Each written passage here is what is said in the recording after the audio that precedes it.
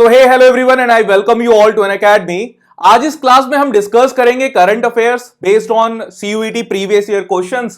तो आपको एक आइडिया भी लग जाएगा कि आपको करंट अफेयर्स की तैयारी किस तरीके से करनी है। So my name is Manoj Kumar. आप मुझे अनअकैडमी पर फॉलो कर सकते हैं unacademy.com/sirmanoj।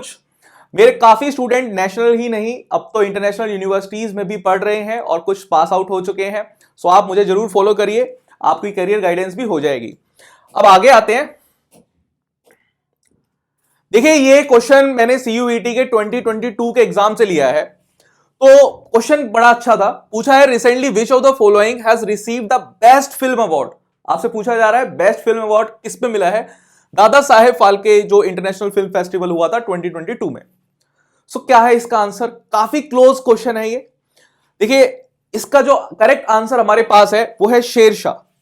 तो शेरशाह मूवी जो थी उसको मिला था बेस्ट फिल्म का अवार्ड और जो फिल्म ऑफ द ईयर थी वो थी पुष्पा द राइज।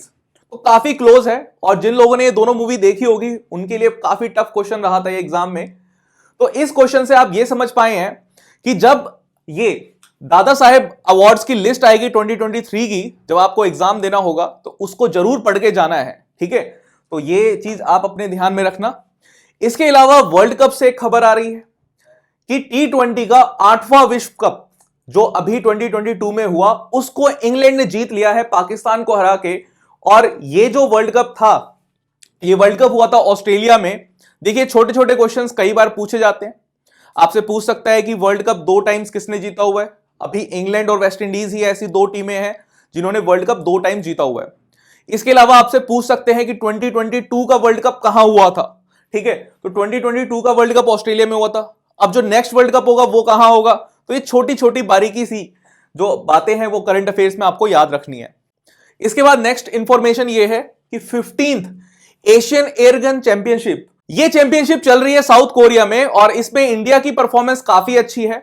और अगर आप देखेंगे जो शूटिंग के गेम्स रहते हैं उसमें इंडिया काफी अच्छा परफॉर्म करता है, चाहे वो कॉमनवेल्थ गेम्स हो, ओलंपिक्स हो या फिर हमारे एशिया गेम्स जो यहां पर हो रहे हैं। आइए अब आगे बढ़ते हैं। एंड इसके अलावा एग्जाम पॉइंट ऑफ व्यू से देखा जाए तो मोस्ट इंपॉर्टेंट करंट अफेयर ये है कि आईसीसी के चेयरमैन क्रेग बार्कले बन गए हैं, दोबारा से रीअपॉइंट हो गए हैं।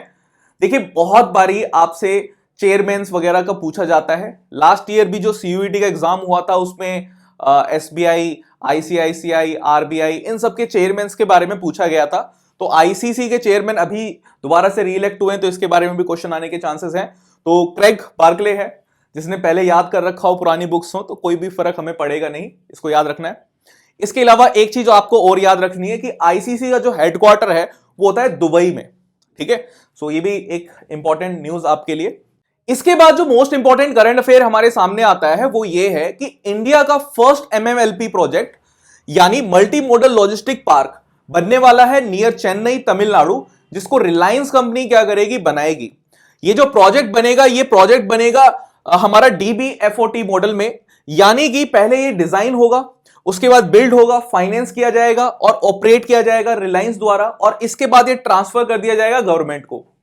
इसका मेन ऑब्जेक्टिव ये है कि अभी जो हमारा सामान होता है ना, जो इंपोर्ट एक्सपोर्ट का सामान होता है उसकी लॉजिस्टिक यानी एक जगह से दूसरी जगह जब हम पहुंचाते हैं काफी अलग अलग मोड्स ऑफ ट्रांसपोर्ट यूज होता है, जैसे एयर ट्रांसपोर्ट, हमारा वाटर ट्रांसपोर्ट, रोडवे ट्रांसपोर्ट।